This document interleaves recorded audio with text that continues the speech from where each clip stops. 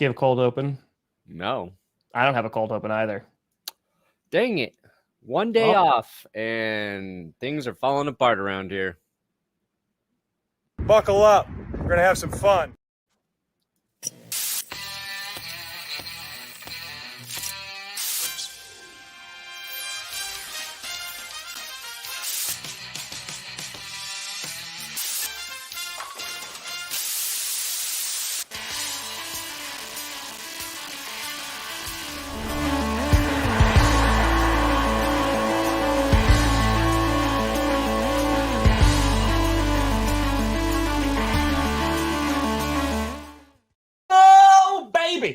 We here. We NASCAR steer.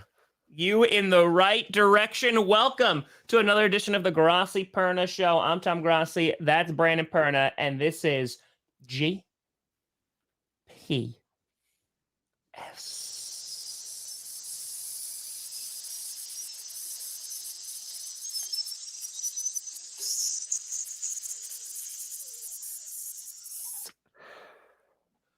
Whew, that was a long one. Wow.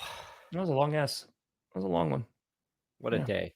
Well, folks, thank you so much for watching. Hope we had a nice weekend. We took Friday off because there wasn't diddly squat to talk about. Today was a little bit more to talk about. You had XFL action this past weekend. That's what us XFL heads do. I figured. Yep. So we got the XFL, so we're going to be talking about that. You know, maybe what the NFL could borrow from that to make it better. You got DK Metcalf making the greatest jump in the history of the world, or did he? I don't know, but apparently he's getting P tested. So yeah, that's the thing. Got to test the P. On top of that, of course, we got some hirings. Eric Bieniemy, he's going to officially the OC of the Washington Commanders. You got Derek Carr. He was visiting the Jets. Little intriguing little nugget there. So we got some stuff to talk about, Brandon Perna. Oh, we do. Oh, we do. Oh, Daniel Jones too. That's a little interesting. Rumor has it, and again, depends on the source, but rumor has it that Daniel Jones wants more money than the Giants are willing to offer him. Wow. You play like shit for 3 years and have one average season, and dang, you are ready to get rich. You're just like, that's it. Respect. That's like me after this year on YouTube. I think that he should go to the Jets, and Zach Wilson should go to the Giants. They really don't. They don't have to change like anything. They just get a new helmet. You go to the same commute. Nobody's got to move. Just like Freaky Friday. It's fine. I think any two teams that share a city, they should have to swap quarterbacks every year. A city and a stadium. Rams fans going, you have your own QB is if you have your own stadium. This sharing to save money, don't like it. Build another giant stadium on some. I want my stadiums in national parks, actually. Should we wreck the natural beauty to make a stadium? Yeah, of course. Okay. The more beauty we tear down, the better. Do you think it'll be surrounded by beauty? What if we just play in nature? I still think it might be a better field than what we saw in the Super Bowl. Do you think the NFL was testing a new field for quarterback safety? No, because they're not that proactive. Oh, it's coming, Mark. I'm just trying to learn an entire league. You know what sucks about the XFL? They have yet to have all of their stats on one single page. So, I watched some of the games this weekend. I know about half of what I need to know. And you can't and their stats aren't even broken down on the same page for the same game. You got to click on each team to go through their players to double check things. The last XFL had them all on one thing, but I always why don't you just tag The Rock on Twitter and get him to fix it? Yeah, it's give us a weekly stat leader, give us the season stat leader. Maybe it's buried somewhere in ESPN and I just haven't found it yet. But dang, I hate that shit. I hate it, dog. I hate it. You're just I'm already on the fence of doing this, and now you're making it more difficult to do this. Make it easy. Make it easy for me to love you. I'm gonna do a full best and worst today. We'll see how that goes, but I might just bang out some shorts after this for the XFL of best QB, worst QB, that sort of thing. But we'll see. Listen, there was some craziness that was going on because I didn't watch a ton. I just saw a bunch of clips and highlights and stuff. But listen, first of all, lemons being thrown on the field because they took away the fans' beer snake. Yeah. I'm all about it. All about that. Why lemon? I don't even want to know. I don't want to know either. Is there lemon lore? Is that what? I don't think so. Is it? Don't worry, we're going to have it. Don't worry, we'll talk about it. We're going to talk about the XFL first. But there were some things that I did. First of all, so at the end, so that was yesterday's game, you had, was it the Battle Hawks that were down? And with 90 seconds to go, and they wound up just coming back and taking the lead because of the XFL's rules. They scored a touchdown. Then they went for a 3-point conversion, which was from the 10-yard line of their opponent, right? Yep. Then, instead of kicking an onside kick, they had to convert a 4th and 15, if I'm not mistaken. Uh-huh. Yeah. And they did that, and then they took the lead. Then they scored a touchdown. Yeah, they were down 12 points with 90 seconds left, and they just did. So it seems like it's just a major emphasis on the offense in terms of just you want to see the most points. You want to keep it exciting, even if there is only 90 seconds left, and kind of making defenses work for it. But I also saw their kickoffs were interesting, right? What was it? They were 5 yards away from the opposing team, and they could not run after the guy who caught the ball until he catches it. Yeah, it's all of these things are things that have already kind of been done in the first XFL and the USFL. But seeing the Battlehawks and AJ McCarron execute it so effectively, I think garnered a lot of attention over the weekend. I don't really like the 3-point conversions from the 10-yard line. Yeah. That seems too easy to me for 3 points, because it's at the 10-yard line. If you're going to throw, you've got a good amount to work with there. I think it's a lot harder to throw from the 2-yard line or 3-yard line because it's so condensed.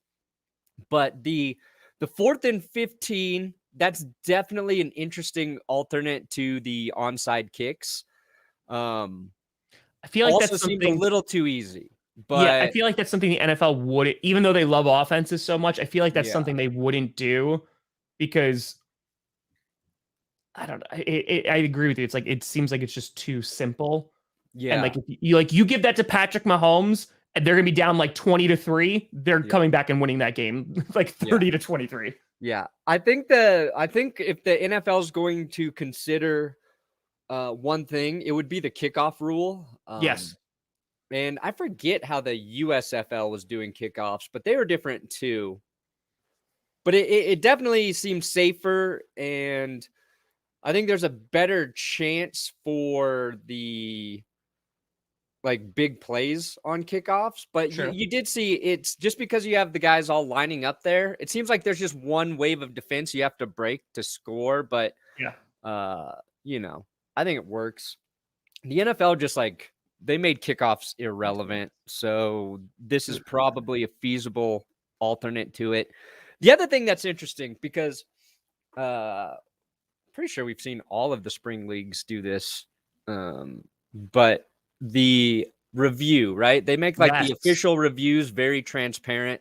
Yes. But you still saw Dean Blandino mess it up.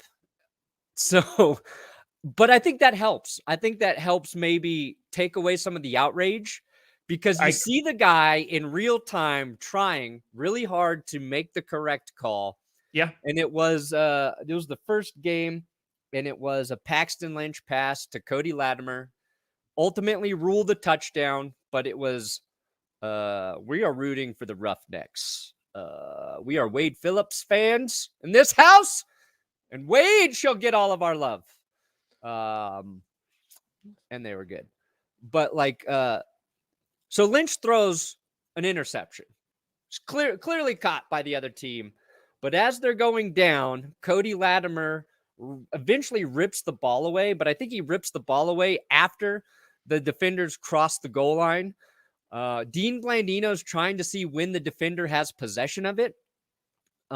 And he's going through these like angles, like looking, look, can't find it. The guys on the field are trying to get him to make a call. He's like, guys, I know, I'm trying to get the call. He's going through it. And then he's like, I don't have any evidence to overturn it. And since that's the ruling on the field, I got to go with that. They give the touchdown to Cody Latimer.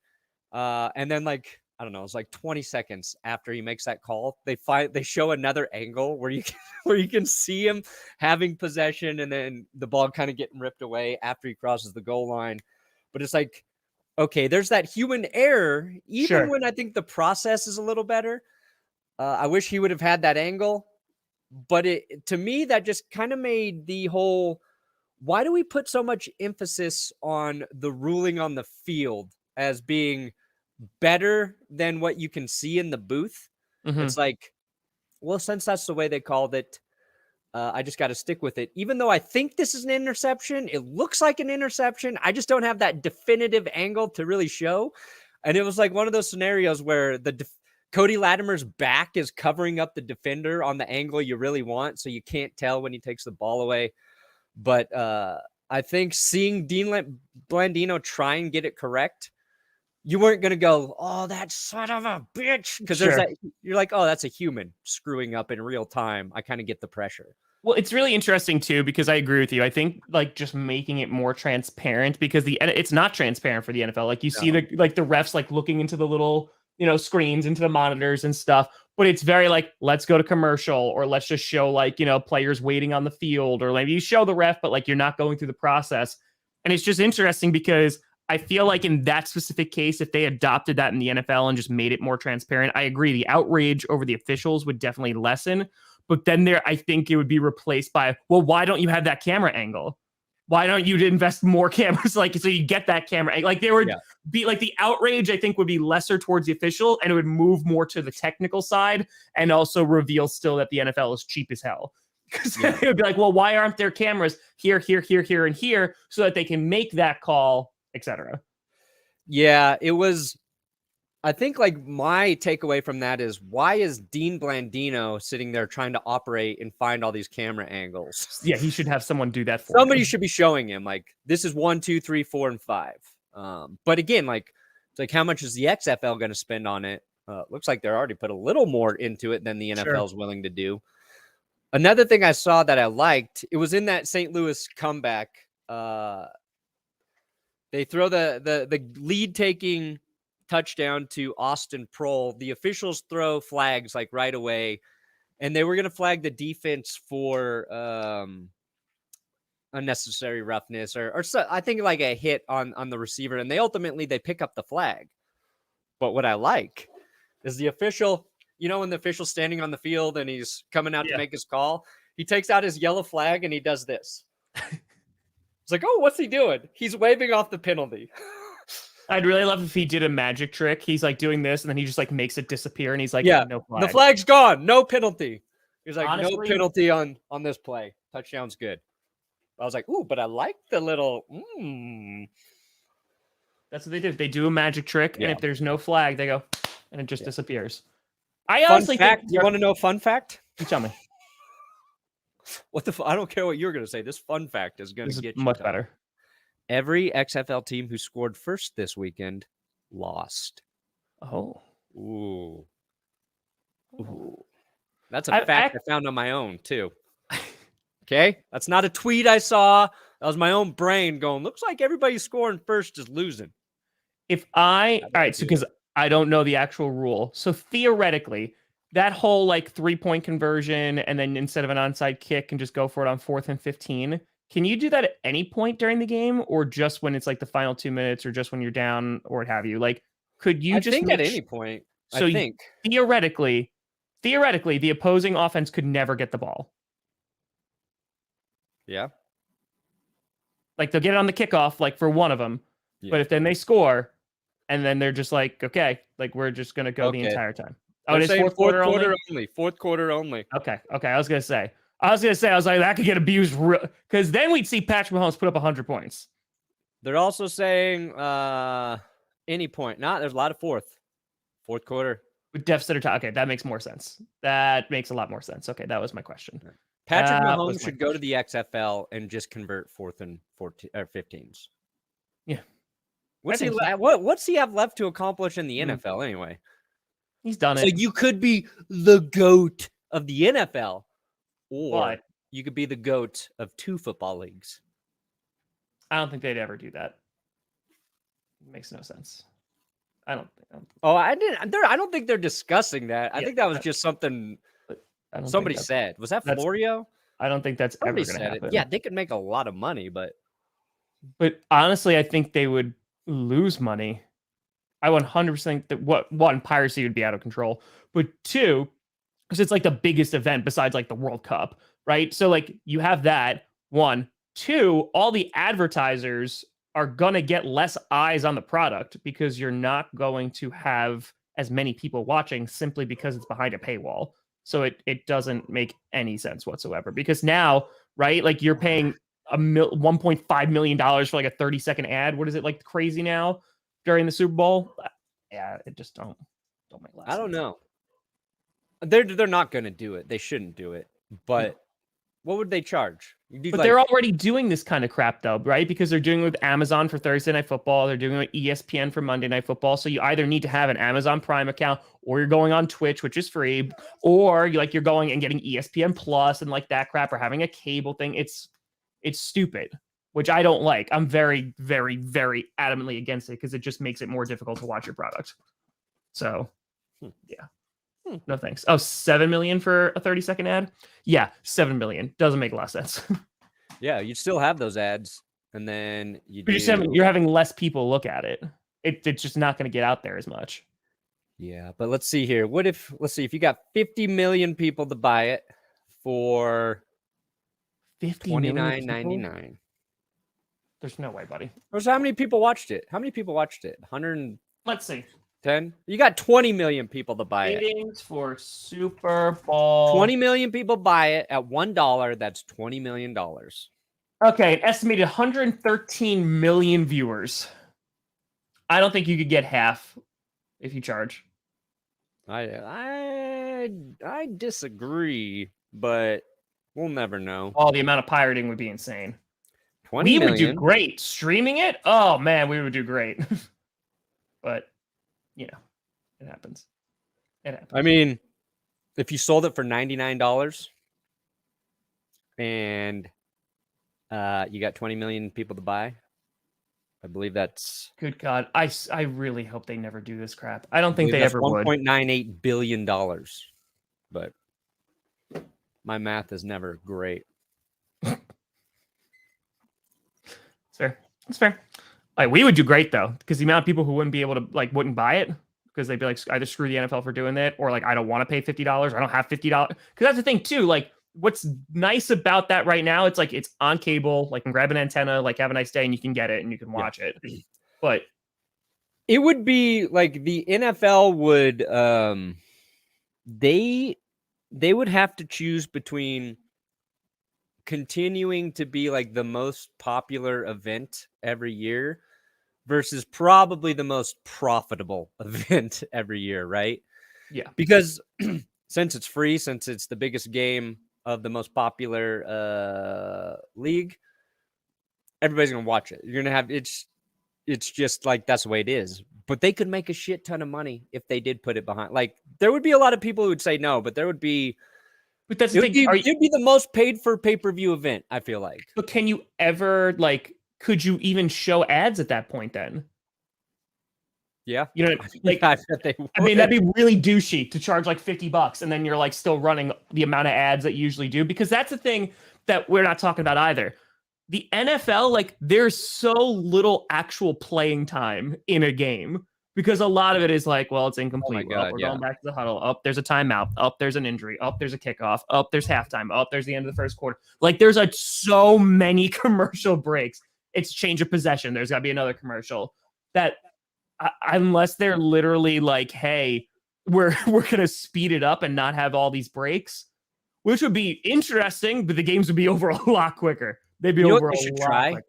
They should try and make the halftime show pay-per-view only,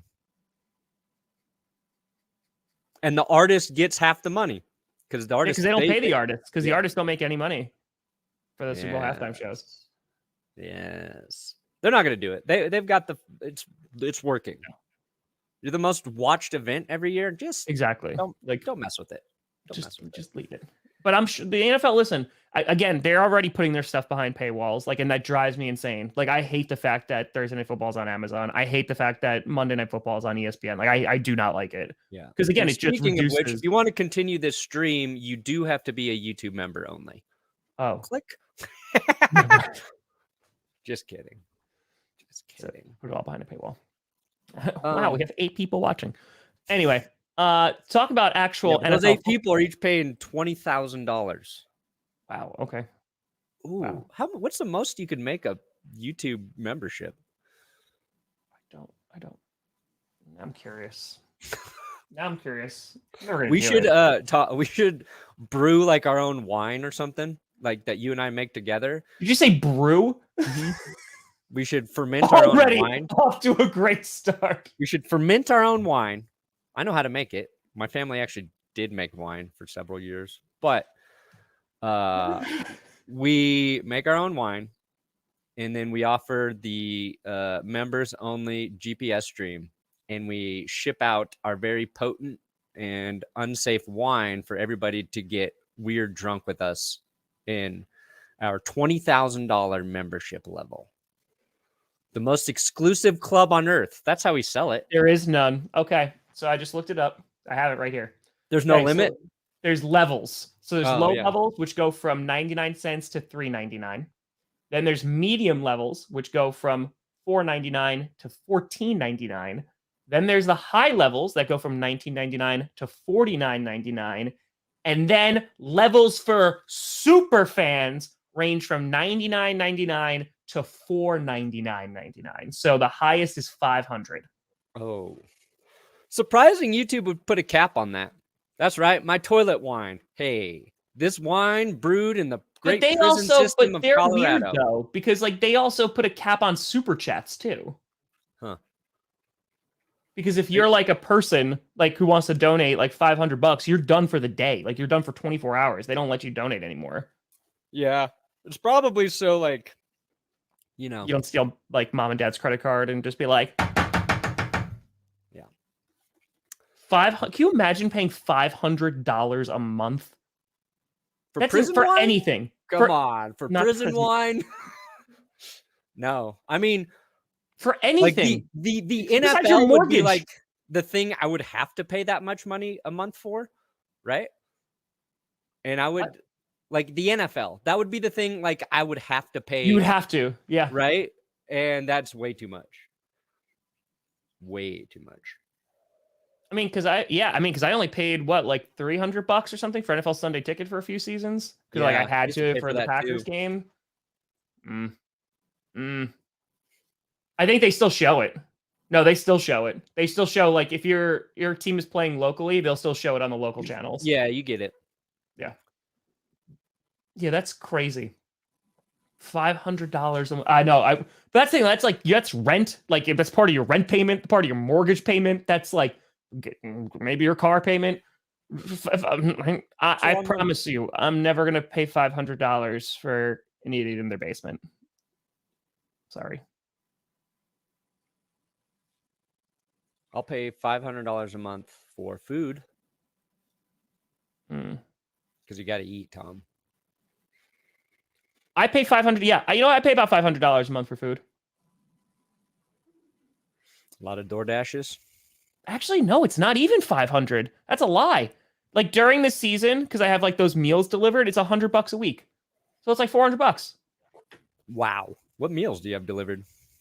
But during the season, they just come, they make them fresh every week. It's all vegan stuff, and honestly, nice. I love it. Nice. Yeah, you put it in the microwave, but I never do. I just throw in a skillet and throw a whole bunch of seasoning on. It's really good. There you go.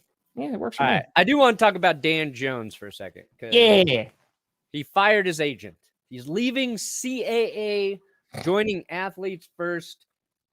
If you're the Giants, I haven't even really thought about this. Matchmaker? Oh, yeah. I was all right.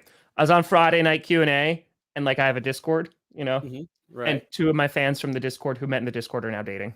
Oh, Tom Grossi. Wow. Tom Grossi. Sexy. Tom Grossi.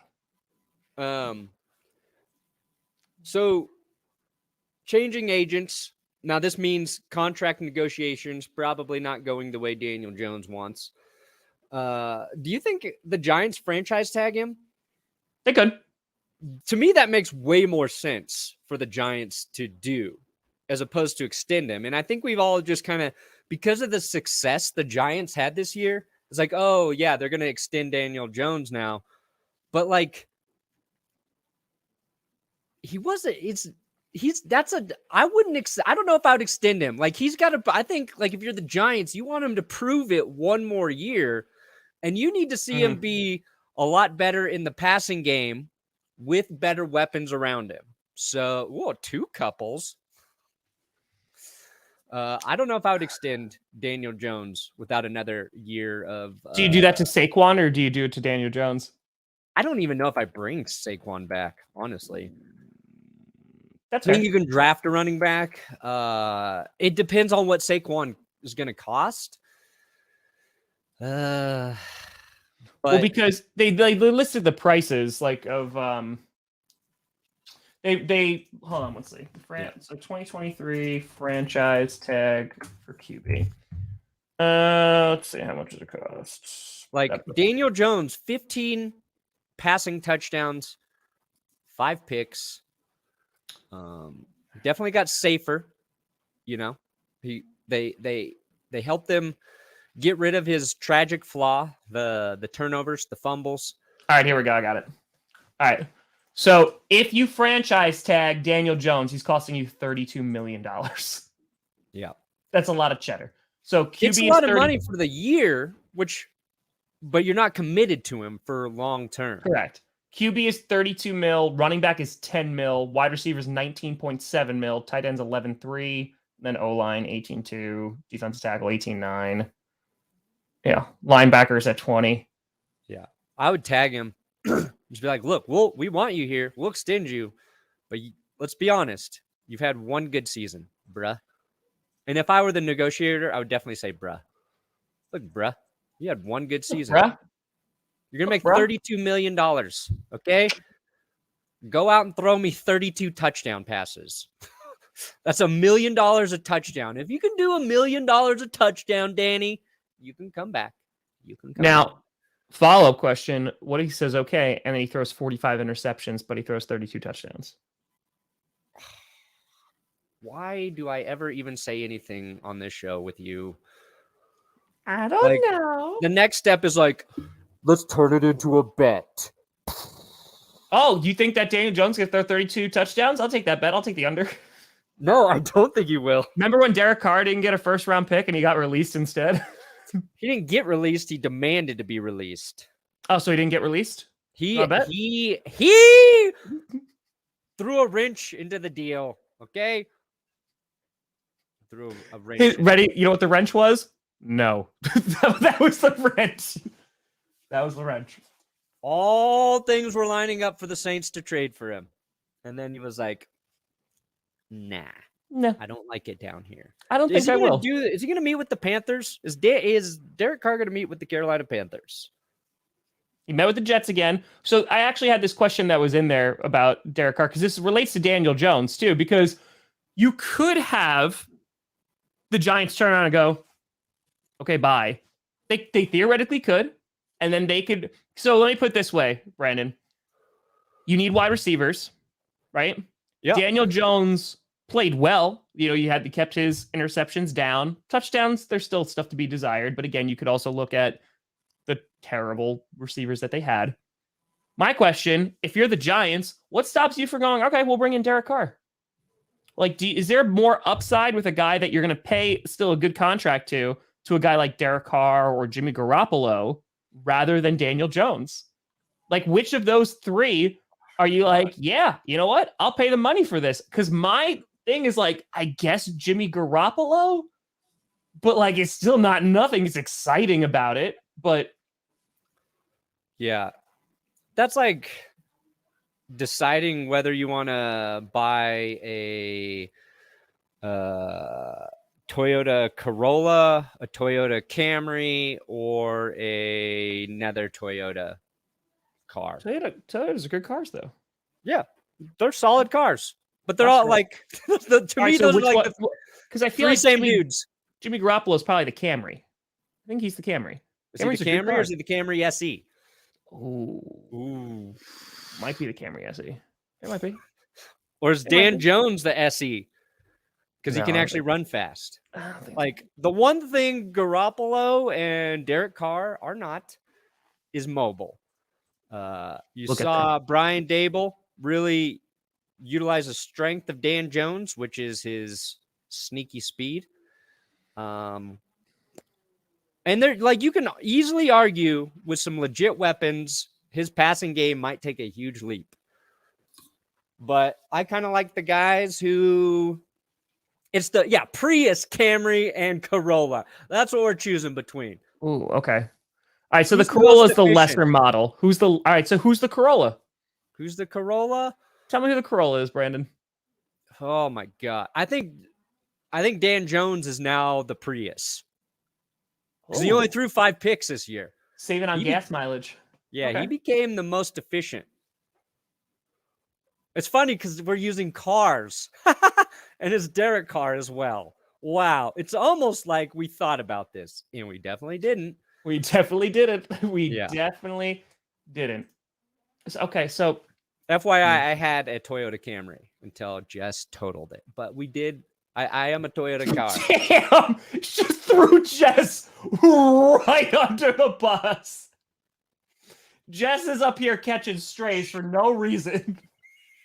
You can't shush. There's 2,400 people in here. And Jess was in here earlier. You can't shush. No, you done did it. Do you know how many people are going to clip that and put it on Twitter now and they're going to tag Jess? Well, because you said it. No. You're throwing her under the bus. You're the problem. Until Jess totally. It was not her fault. Oh, now the backpedaling. I love her and I support her. I love her and support her. Well, okay, so you think that Daniel Jones is the Prius. Yeah. I think Jimmy Garoppolo then is going to be the Camry. And I think Derek Carr is the Corolla. Oh, Corolla car. Do you agree? Corolla car. Yeah. I'll put it that way. Yeah. Okay. It's like, because the Corolla is like the car that, your grandma buys or your mom buys. And then if you're a teenager, you get it passed down to you. The Camry SE is a little sexier. Ooh, we got the sporty Toyota. We're going to put a little more money into this guy. That's Jimmy G because he is a little sexier. The Prius, not sexy at all. Daniel Jones, not sexy. Not sexy. That's his new name. It's Derek Corolla. Derek Corolla in Carolina. Ooh, what car is Tua? Ooh. Tua is... He's not a Subaru. He's not a Subaru. No. He's like one of the high performance sports cars, but that always has mechanical issues. I agree with that. He's probably like a Bugatti. Yeah. It's like sometimes, damn, this dude just threw like 4 touchdowns in 1 quarter. Oh my God. And then it's $100,000 for an oil change. Yeah, he's gonna be out 4 weeks. We got to order some parts in from Antarctica. We only have our parts made in Antarctica. So what if though, do you go the other way and instead he's one of those like tiny little sports cars, like the smart cars, like the really small ones that can fit into That's Kyler Murray. Kyler Murray's a smart car. What if he gets hit? He dies. Like that's it. It's done. Because if like you get into one accident, that thing is totaled. But it's convenient and all right. I guess it's Kyler Murray because he's small. Okay, that's fair. Yeah, that's fair. Big Ben would have just been like a diesel truck that's been lifted. Got the roll bars, got the lights. It's as big of a truck as you can build. That's Big Ben. Okay. What car is this is off-season. This is the peak off-season content. We're only 1 week into the offseason. We're so what bad. the hell do we talk about? Brandon, what kind of car is Tom Brady then? Oh, what kind of car is Tom Brady? Because Aaron Rodgers is 100% like a Volkswagen, like 1970s van. 100%. Yeah. What's the most overrated car in history? It's probably like I don't know. It's true.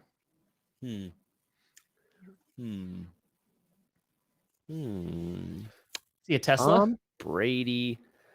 I mean, if I were to paint Tom Brady as a car, he'd be one of those cars that's like on those merry-go-rounds at the local fair. Just a piece of shit car that doesn't actually do anything, that just goes like this. And little kids ride it, and everybody thinks it's cool and fun, but it's not. Some carny has been like doing meth underneath it before the fair starts. That's what I imagine Tom Brady. Tom Brady is the kind of car you do meth underneath. Especially now that he's in Florida. What's the most perfect car? What's the best car ever? I can't. Ooh, actually, I think Tom Brady's a Tesla. Tom Brady's a Tesla. I hate you. I hate you so much. Why? I literally said that 2 minutes ago. Is Tom Brady a Tesla? And you just kept talking. You just kept going. You just kept speaking through it. Yeah, because I think for a while everybody loved him.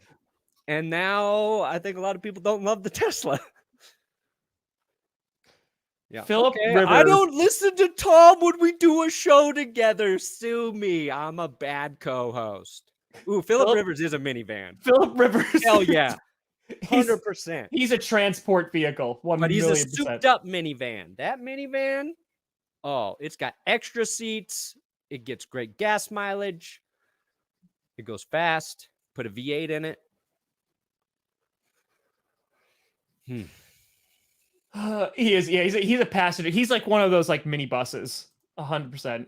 And the entire time, he's just the awkward driver that you hired for your bachelorette party talking about like contraception. No, Russell Wilson is a windowless van that you don't want to get into. But there's like, it just says "Let's ride," and it's like it's a broken down ice cream van. Yeah, I was gonna say an old ice cream truck that might work too. That's been repurposed, and it was like, oh man, that looked like it used to sell really good ice cream, but now it looks like a condemned vehicle.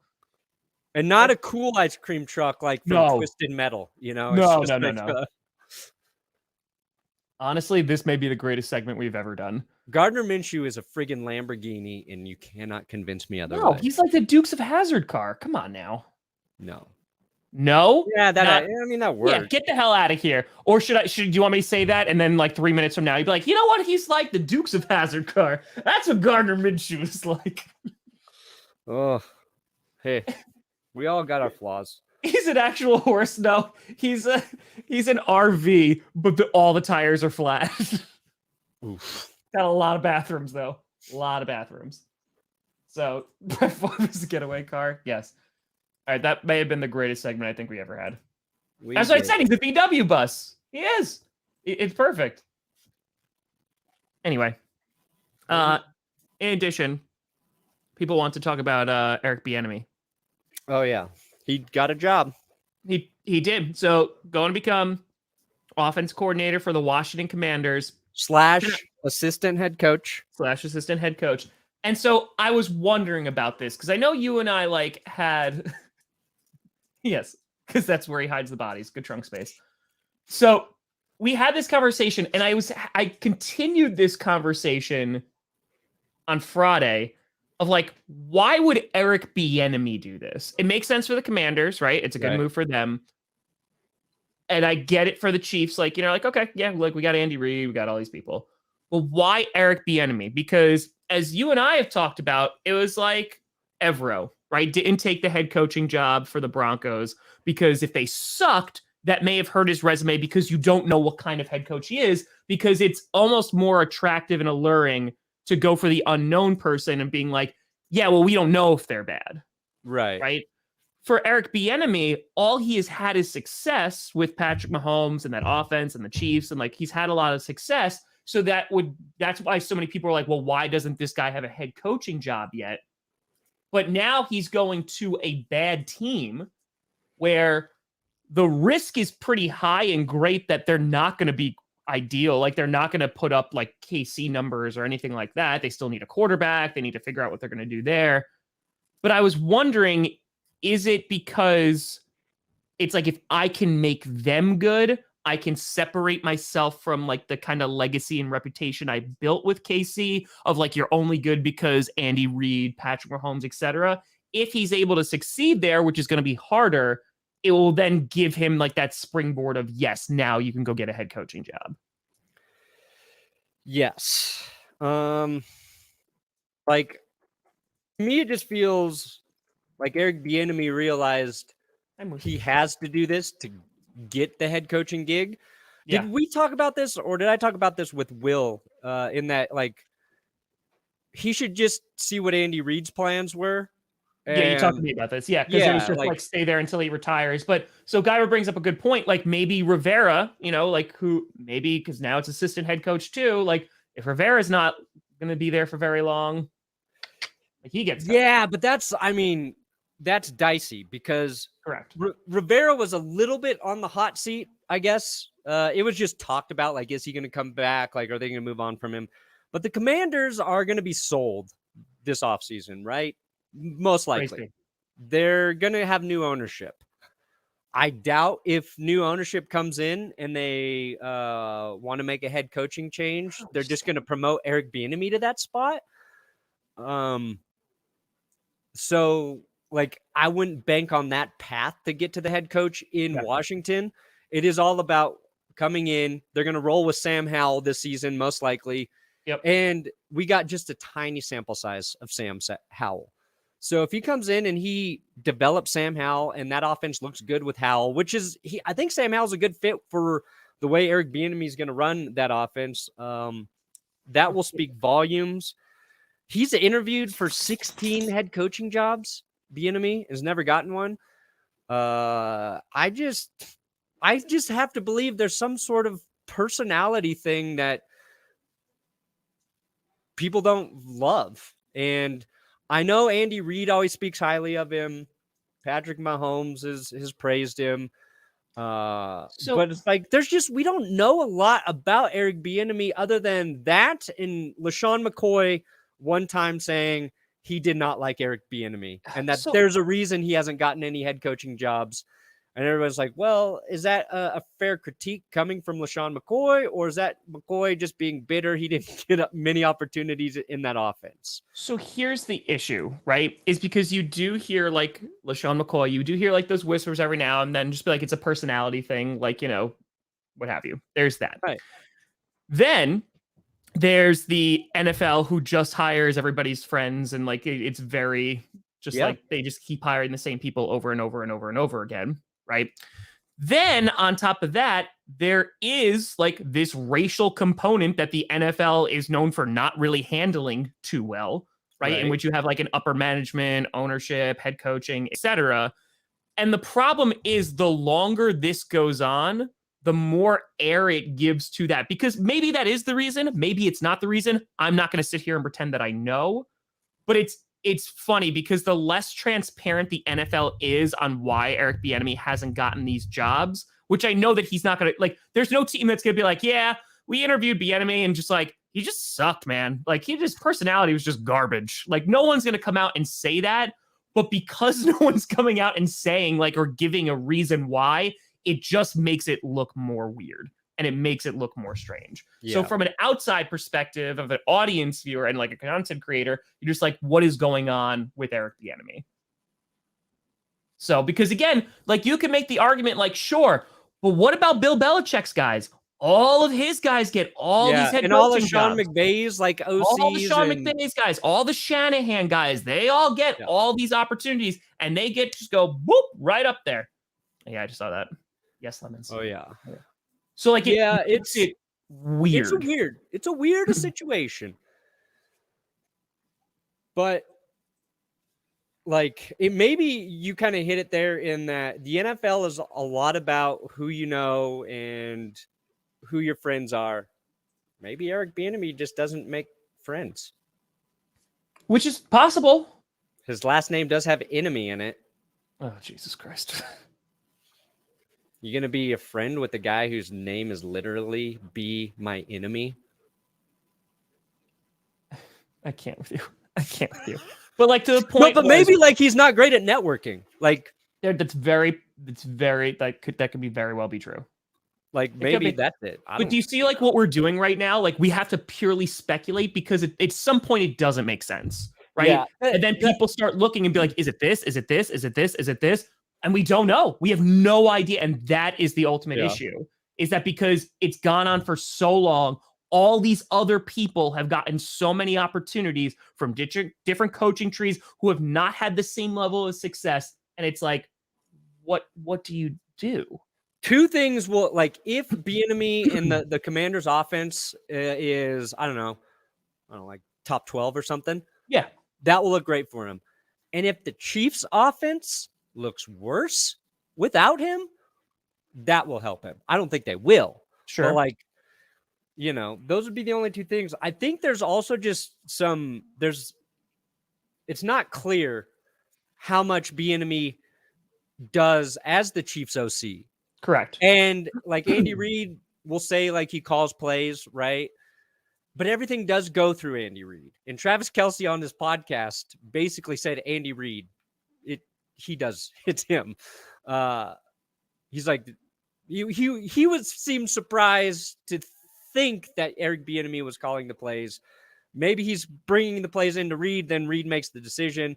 And then like we gave Andy Reid a ton of credit for the Super Bowl play designs, right? Sure.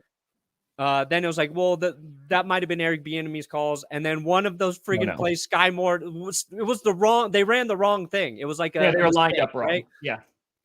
So a lot of shit can happen. And when your quarterback is as insanely talented as Patrick Mahomes, but Brandon, I think it's hard because, yes, Belichick, there was like some of the offensive guys early on took jobs. But Tom Brady, I think people didn't look at Tom Brady and go, oh, he's doing all this insane stuff. There's some really good offensive play calling, some really good coaching there. Versus Mahomes, sometimes you have this great play design and then he extends it for 20 seconds and turns it into something. It's like, who couldn't call plays for that guy? I'm not saying that's fair. I'm saying that's maybe the way people understand. Okay, so explain to me Nathaniel Hackett. Hackett's the OC, like he's chilling, right? They have great success over in Green Bay. He gets a head coaching job. He's been a head coach before, which, went well for a little bit, then not so much. So he gets a head coaching job, bombs it, does terrible at it. And he still has technically the same job as Eric Bieniemy this upcoming season. Yeah. I think Nathaniel Hackett makes sense to me. Yeah. Nathaniel Hackett, I think he got the job in Denver because he had a completely different energy than Vic Fangio. Mm-hmm. So you had this old hard ass, and then you got Nathaniel Hackett, who's this like bubbly dude who's talking about, his music collection and cracking jokes and stuff. And I think Bieniemy and Hackett both have a wealth of offensive football knowledge. If you sat both those guys down, had them talk about X's and O's, they're both great. I think Hackett got the job over Dan Quinn because George Payton liked his personality and his energy over Dan Quinn, because those were the two finalists for the Broncos. And the Broncos interviewed Eric Bieniemy too in that situation, but I don't think he was ever head coach. Thank you, Johnny Bucks. Yeah, sorry, he was the OC. I apologize. He wasn't a head coach. He was the OC. Oh, he was just the OC in Jacksonville. Yeah, my bad.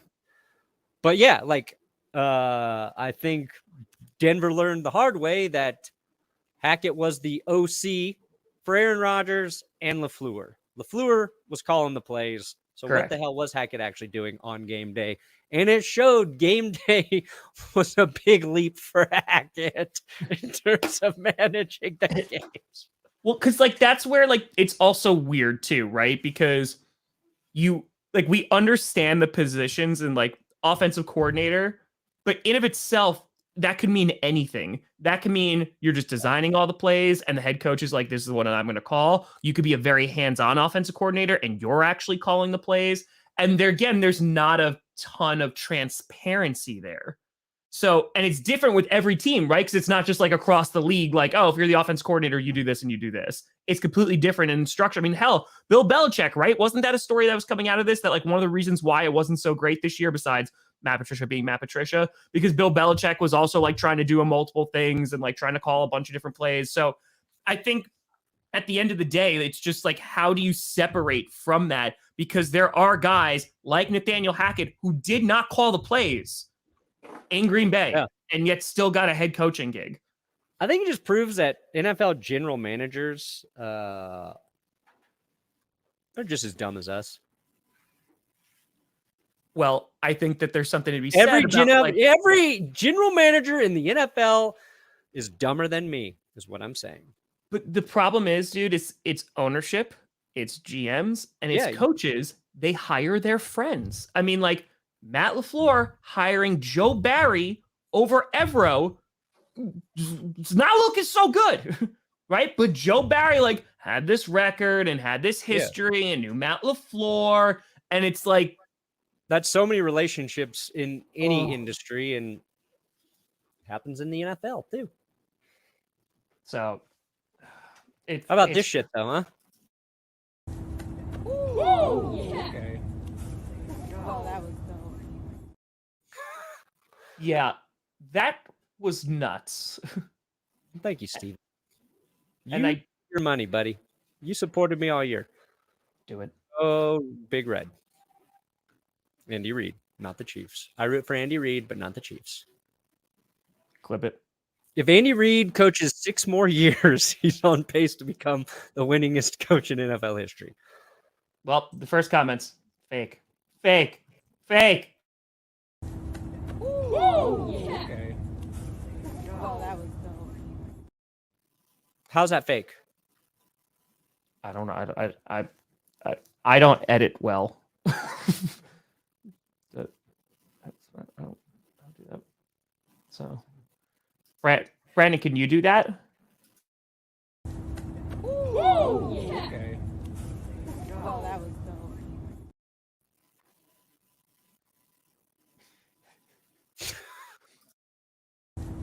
Whoa! Yeah. We're just gonna like break it down like frame by frame. Whoa! You're right. There is not a lot of knee bend there, Johnny. There's not a lot of knee bend there. It was what are you talking about?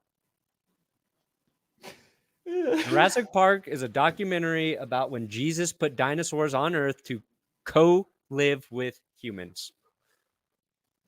It's in the scripture.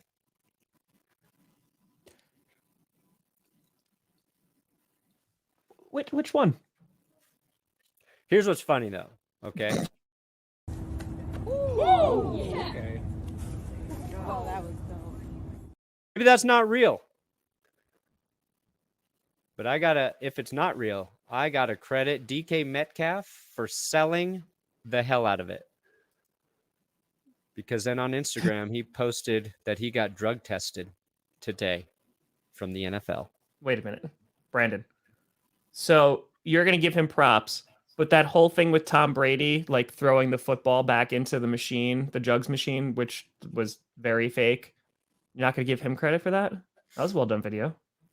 It was a very well done video. I gave mad credit to his special effects team. But not Tom Brady. Credit. Can I just talk about DK Metcalf selling whatever this video is? Nope. I want you to be consistent. I want you to praise Tom Brady too. Yeah. But what if DK can jump that high? What was DK's vert at the combine? 1 million. DK's vertical. Also, by the way, did you see the Jesus video game? The Jesus video game? So apparently there's a video game coming out where you play as Jesus Christ, and I tagged Scooter in it saying that he needs to play it for his gaming channel. Oh my God. I mean, like, am I wrong though? Like, truly, what are we doing on the internet? What is the point for anything here? He recorded a 40.5 in his vertical. Yeah, I would say that's pretty good. Pretty good. That's pretty good. So is he up in the air 40.5 inches here? That's 3.5 feet, roughly. He looks A little over he 3 looks a feet. lot high. Okay. Oh yeah. Oh, if they sound like the the Wii Sports like audience, like when you hit like the golf ball, they're like, oh, it's like nice shot. Yeah. They're like, oh yeah. Wow. So what do you do in this Jesus video game? There was a trailer that came out. Yeah, I literally tagged Scooter in it yesterday. And I was just like, he's got to do it. Yeah, I retweeted it. Is Jesus have a gun? I don't think so. Not playing it then. Press X to revive. My Jesus rocks an AK and grenades, and he drives a tank. Oh, okay. Yeah, that's my Jesus. Okay. And Second to John Elway, who is my God.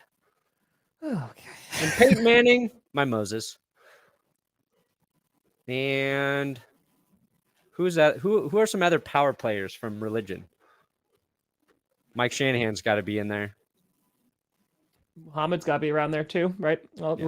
we're doing religions of the book. Might as well.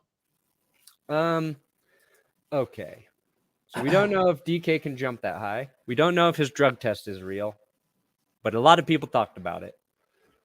Your running back, Aaron Jones, took a coming pay back. cut, baby. That's right. He's coming back to Green Bay. Took a $5 million pay cut. Was supposed to make $16 million. Went down to $11 million. Converted a bunch of the signing bonus. It's going to give some cap relief. And honestly, this is not a surprise. Well, it's not a surprise that they're restructuring because Goody literally said that they're going to have to restructure like everybody.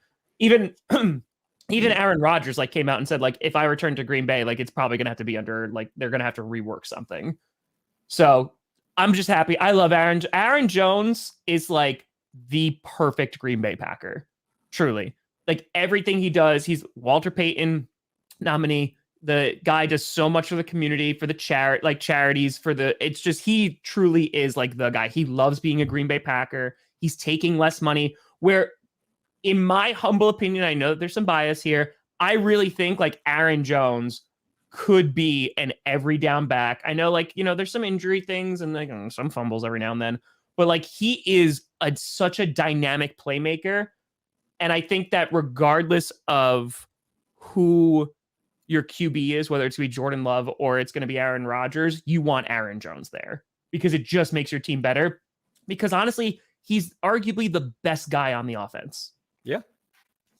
After Devontae left, that makes sense. Yeah. Okay. I put it in the thumbnail. We haven't got to it yet. The Bears, Justin Fields. Slam dunk. Thought he'd be coming back. Longer this goes on, Tom. Do you think the Bears are seriously considering trading Justin Fields? And if they are, what would you do if you were the Bears GM? They'd be so stupid to do it. I hope they do it. Oh my God, they'd be so stupid. They'd be so stupid to do it. I really hope they do. I don't think he's going anywhere. I think that this is just stupid BS that we're using to fill the time. But I think that would be the stupidest thing the Bears could do. But they've done stupid before. So I think Justin Fields is dynamic. I think he was showed a huge leap this year. Please do it. But if people think Bryce Young is really that good, like if you can hold off paying your quarterback for another 5 years, you're getting a guy who you think is as good as your current QB, and you can get trade assets for Justin Fields. I don't think it's that crazy. I wouldn't do it because I've been through. Paxton Lynch got benched in the XFL this week. Yes, he did. Drafted him. So I have seen what it's like taking chance after chance after chance after quarterback after you find a guy. The football part of me says Fields is the guy. Yeah. We started to build around him. We're going to get some more trade assets if we want anyway and trade back out of the first spot.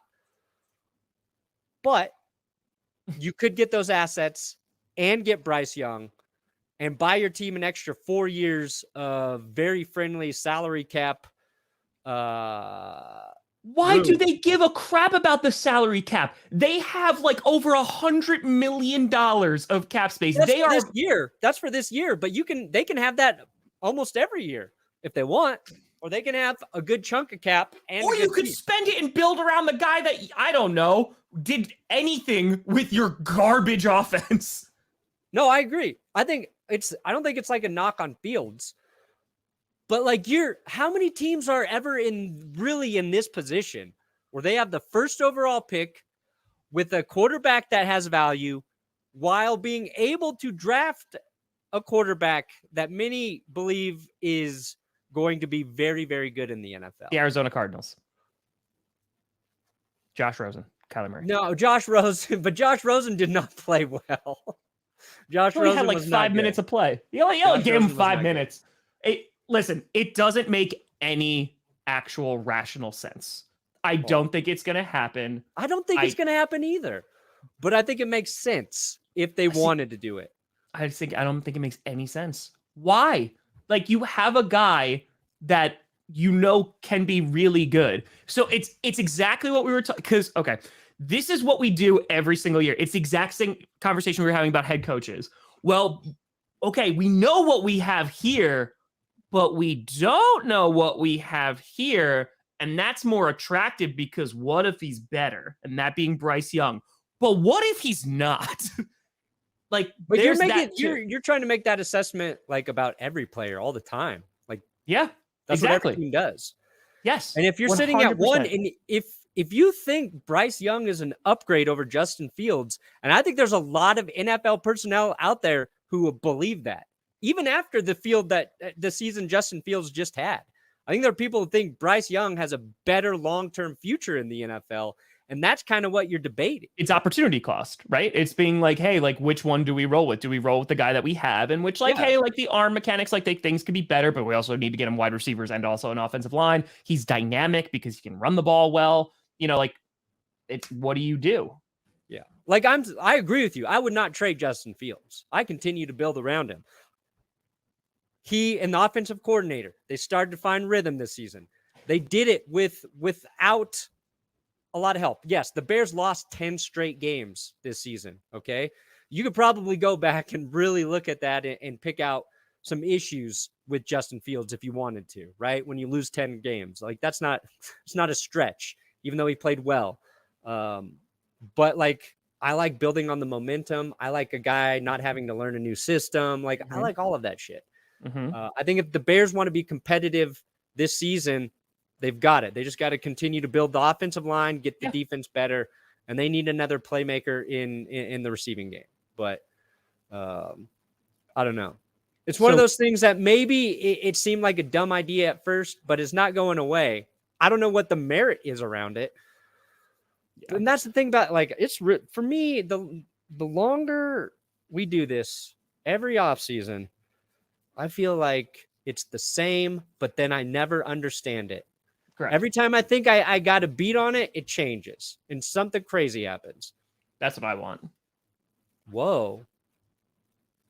Selling on pay-per-view in the Super Bowl. Done. So your point that you just brought up, when are you going to be in this position again? That's my argument for why the Lions should trade up. Ooh. Because you are an up-and-coming team. You are thinking you're going to be doing better every single year. Jared Goff was good last year. He's not your franchise guy. You go and get your franchise guy, and you have him sit behind Goff. That is I understand, like, they'll go defense, and, like, their defense will be better. Like, I get that. But I think I don't know. I mean, Jared Goff looked like a franchise guy this last year. I don't think he's your franchise guy. I don't. You're sitting there. You're sitting there. You got the picks. You could do it.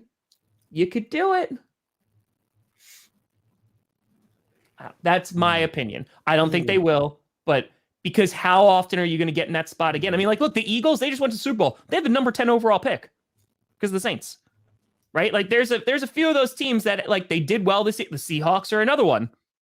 Hi, Seahawks. You know who I want? I think the Lions sitting at pick number 6. Okay, they don't trade, they don't do anything. They just draft Anthony Richardson out of Florida because he's the biggest boom or bust quarterback prospect. He's a guy you can insert into your offense right away, just like the Ravens did in Lamar Jackson's rookie year when Joe Flacco was still there. You give Jared Goff the chance to I don't know, prove maybe that he can repeat again. But you also got a guy who's going to need time to develop, but can come in and make plays right away. That to me would be, if he's available later, sexy. I'd say. I don't think it's 6 though. 6 is gonna be way too early. Take him at 6 or 18. They can get him just at 18. That's what I'm saying. 18, I could see it. 6, they'll go and they'll get defense. Yeah, Will Levis also kind of boom or bust, but like Richardson can come in and especially if they lose Jamal Williams, then getting like a dynamic guy who can come in and just run a handful of plays every game. I would like that for the Lions. It'd make the Lions just fascinating. But yeah. No, because they do. They need to address defense. Like their defense definitely needs to get better, and I think they can get that dynamic guy at 6. But I understand what you're saying. I just don't think that they should do it at 6. I think they should bring in Daniel Jones. I can agree with that. Lions should bring in Daniel Jones and Derek Carr and Jimmy Garoppolo. Wait, who, where, now, what? The Lions should bring in Derek Carr, Jimmy Garoppolo, Zach Wilson, and Daniel Jones with Jared Goff.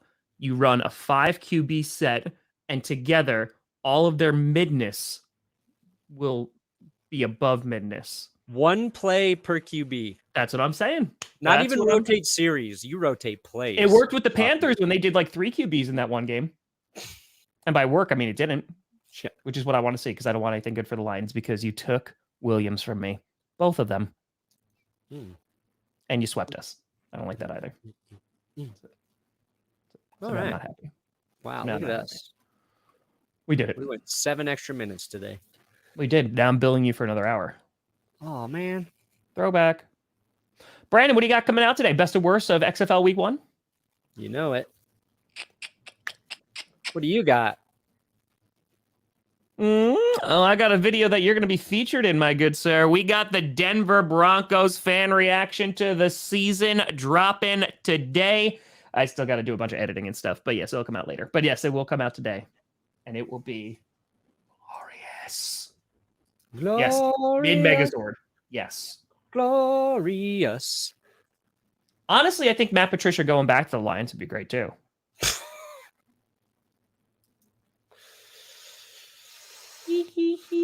The funny part is it wouldn't make them good. It'd make them bad. Why don't you just go be an aerospace engineer, Patricia? You solve problems that actually matter. You could take actual things to the moon, just not offenses. That's right. It's fine. But folks, I appreciate you. Thank you for tuning in on the Monday edition of GPS. Maybe we'll be back here on Wednesday. Who knows? Well, maybe we'll talk about QBs as cars again. I think what we should do is all starting QBs as Pokemon. What if we do QBs as variations of tomatoes? Who's the Roma tomato of quarterbacks? Stay tuned. Wednesday. Hothouse, cherry, grape. And I ain't talking about fruits. I'm talking about brands of tomatoes. Which I guess technically are a fruit, right? You know what, Brandon? Green Here's what we could do. potatoes? We could do both segments, and we'll see which one gets a better reception. And I know the internet, it'll be yours. It'll be out of spite, out of pure spite. I'll be like, oh yeah, I took all 151 original Pokemon. I went in, I was just like, this one, this one, this one. And you're just like, Tom Brady is a grape tomato. Nope, rotten tomato. Somebody face-apped every quarterback as a tomato. Boom. And that's First how you go 10 viral. million viewed video. Yeah, that's how you do it. That's how you do it. Yep. Well, folks, thank you so much for watching. Heirloom? Oh, who's the heirloom QB of tomatoes? Oh, Patrick Mahomes. No. Yep. He's got to be like a rare tomato that you could buy on it's like The black market. yeah. Like he's a hard to find tomato. Yeah. I'm gonna do some tomato research after this. Please don't. Thank you so much for watching. I'm Tom Grossi. That's Brandon Perna. This is GPS. Is and it? You have been navigated. Our destination somewhere.